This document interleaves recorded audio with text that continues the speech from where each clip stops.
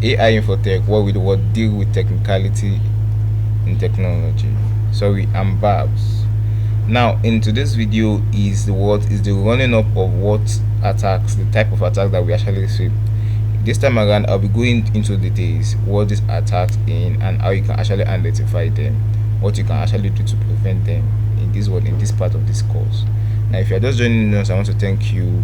Try and like the video, share, subscribe to help you to notify you when you will click the notification to help you know when we actually upload the next video.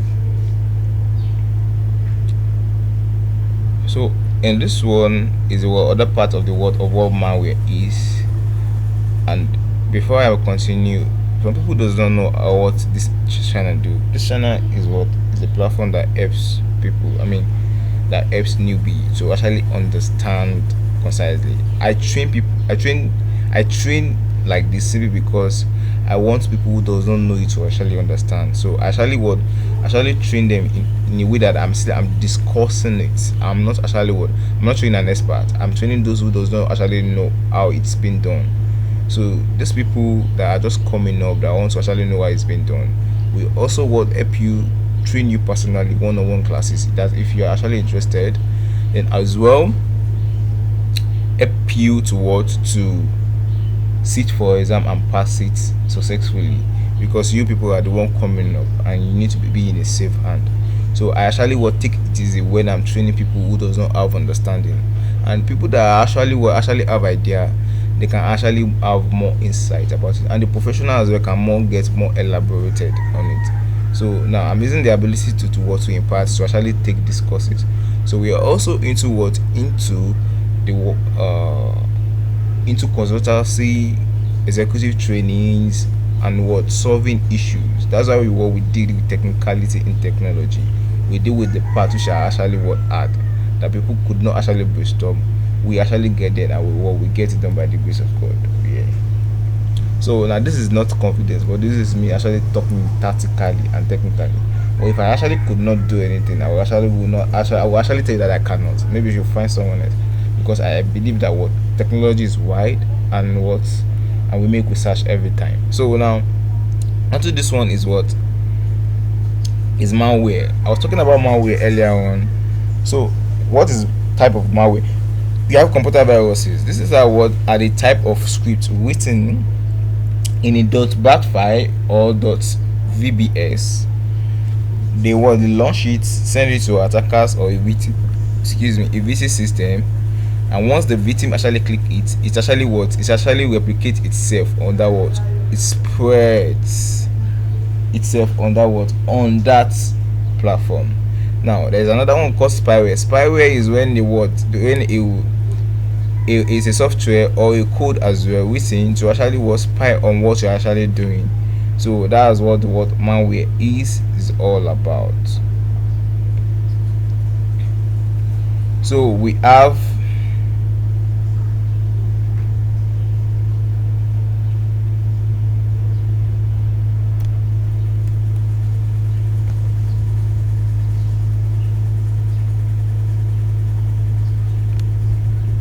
So how malware actually works? You can get a malware by email attachment. They send it to email attachment. Once they send it to email attachment, that's most of the one they actually do to email are phishing. So when they send you the link, once you actually click it, then you actually get your details. They send it to softwares as well.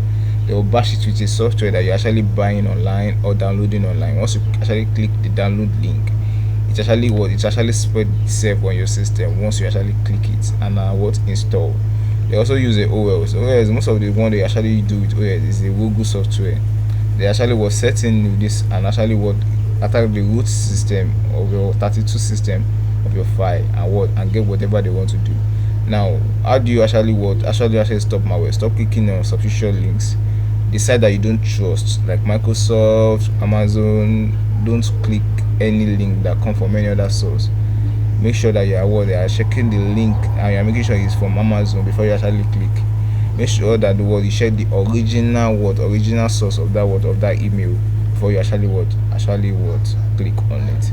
Now always study the URL consciously and make sure you are not on a counterfeit site. Yes, there's a phishing page, a cloning site that they can actually do.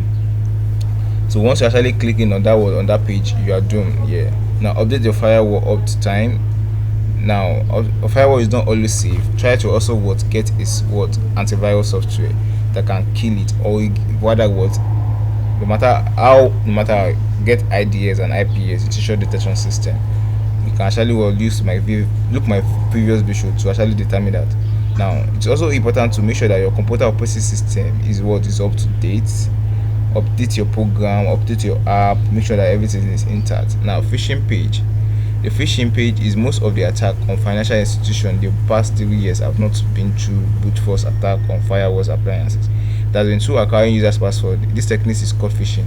Now phishing page can be when an attacker uses social engineering toolkits to actually write a code and send a link out. Once they send the link out by using the domain services, once you actually send it out, once you are logging into the services, the information, your password information, because they know that most of what they actually target most of the time is your password and username. Once they're able to actually get your password and username, they know that they'll be able to log in and actually do whatever they want to do.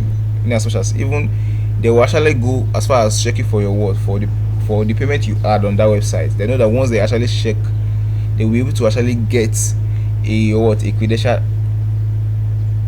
about you, all those informations about you. So they know that once they got the login details, it will be very easy for them to actually maneuver to your files. So what is phishing used for? Stealing confidential data, harvesting logins. You see what I'm saying? Personalizing confidential data, which means they steal confidential data to log in and actually act like you and do some social engineering attack. Now harvesting login. Once they harvest your login, they start impersonating you. Once they start impersonating you, they'll act like you and get what you are supposed to get. So this is how they actually work. Social engineering is another way for impersonating. You can just imagine someone just has to sit down telling himself that it's actually this and that. That his name is Kate, that is looking for husband, and at the end of the day, he put a picture that is very, very attractive. And once you put the picture that is attractive, you that is a man, that you know that you want a wife, and you see that this one is beautiful, you'll be like, oh, I would think I need to go for this. So if I actually go for this, then maybe I'll be able to get married. Okay, you trust this person and you said you want to see. He asks you to send money. At the end of the day, you didn't see the person. He actually cut your money and use it for his own for himself. So when you are trying to get someone, try to actually go on a background check on their username, emails. Give to us someone like us that will actually help you to spoon if they are actually genuine. They say they really is. Now try to ask them for their informations that is pertaining to them. Send it to us. We're going to banger check for you, and we'll make sure that we give you the right way. If they actually the one, we let you know, and if they are not, we will sincerely let you know that sorry, please do not continue to talk to that person. Try and look for someone else.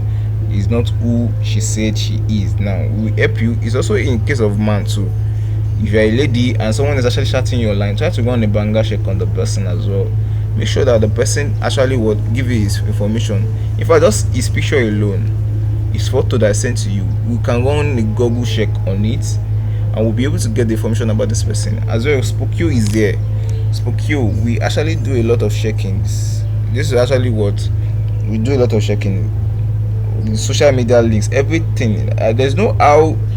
Spokio has a data connection with almost over 600 websites.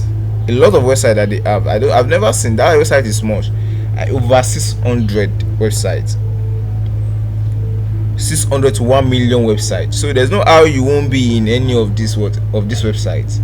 So once you run a background check, you see if it's actually you or not. We look at the name differences and all that to actually determine if you're the one or not.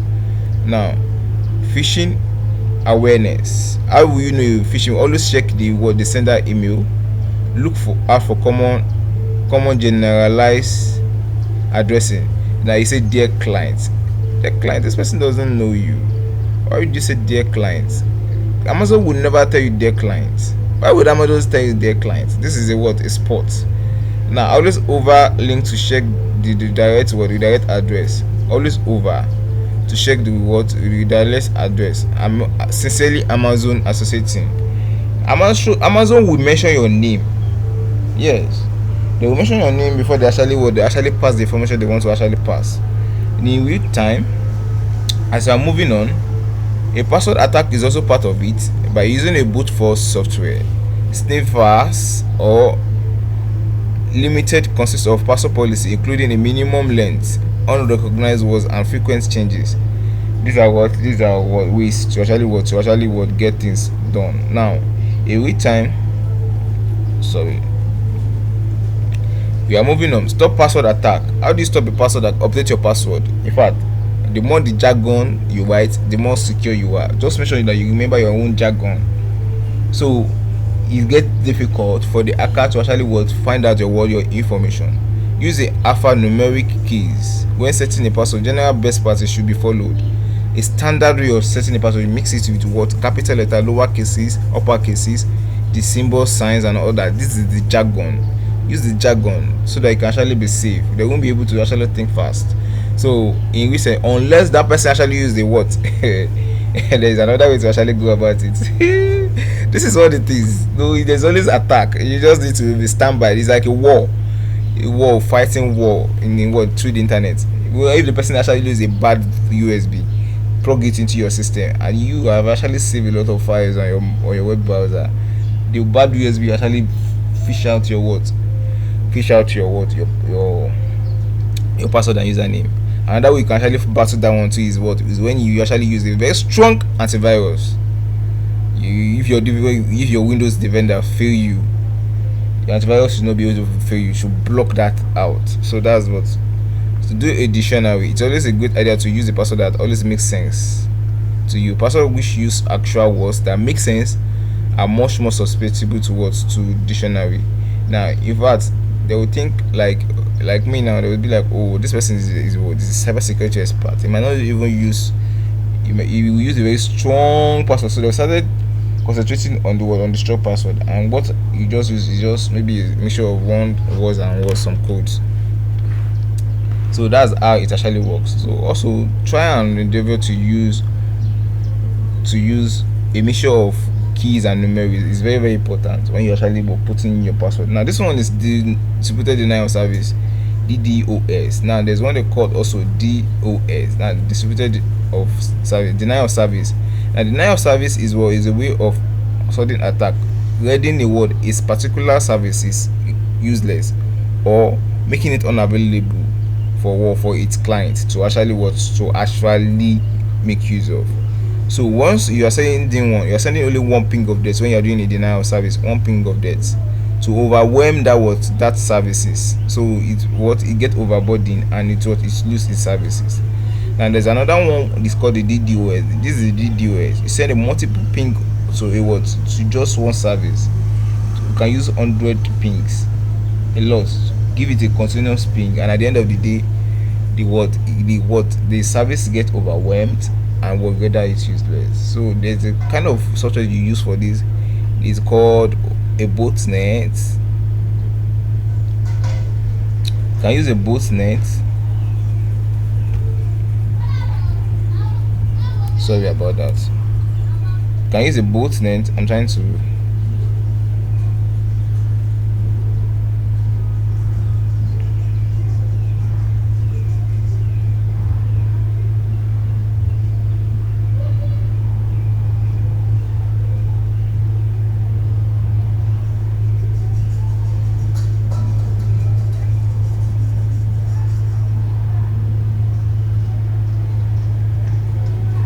Botnet or use lock.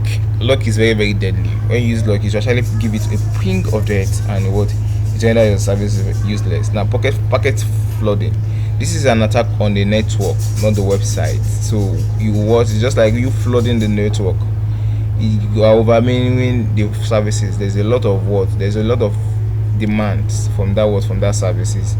So you get overwhelmed or there's a jam occurred and it render the service hanging unavailable for its purposes. So that's why when you search Google sometimes, if there's a lot of people asking for that what same file that you're actually asking for, it will actually what to actually disconnect you out. That's a flooding. There's a lot of people asking out that information. Now, prevention: analyze your traffic. Try to actually have a traffic control.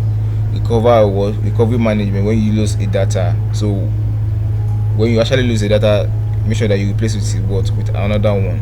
That's how to actually handle that kind of attack on your side. Now, man in the middle attack. Man in the middle attack is when you actually use a listing packet, a listing software, just like Wireshark. Most of the one they actually use in the area, in the network environment, is Wireshark. Like these restaurants that are using free network. Once you use free network, do you know that these people can actually get into your network by using a Wireshark to listen to the packet, everything that you are doing. So they save it, and at the end of the day upload it to SP code to actually analyze what you actually been doing in on their network. That's why I don't like free Wi-Fi. I don't like accessing free Wi-Fi. Even though even if the restaurant is actually safe or they are good, there are some people there they are bad acts. They know and understand these things. Once they get in, they use IP angle scanner to actually scan your IP address. So they send open the word they call MIT software. This is an MITM software. This MITM software is a software that can use to send a poisoning to a particular IP address. Once it's poisoning it, then they go ahead and attack. So that's that on that part. So use encrypted WAP to make sure that you're actually safe, because if that person was able to get into your web browser, then the person will be able to actually get information about you. Invest in a VPN, which means protect yourself. I said it earlier.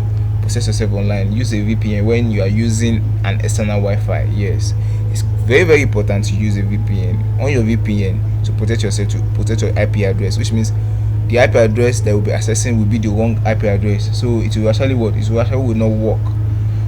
But if this is your phone IP address, your original public IP address, man, the person is actually in. After listening to your file, listening to your data, everything you are doing, this person can be so cool.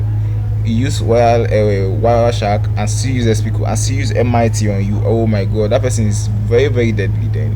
So if you use these three tools I actually mentioned earlier on, there's a lot of information that the person will get around you. The person will get using a Wireshark and SPCO, which means the medium of using a man in the middle attack. The person will be able to get the graphical display of your information. The person will be able to get a graphical display of your information, and then if the person do an MIT, the person will be able to use a section to actually get more information about you and all that. Now, the drivers, be cautious of what you download online.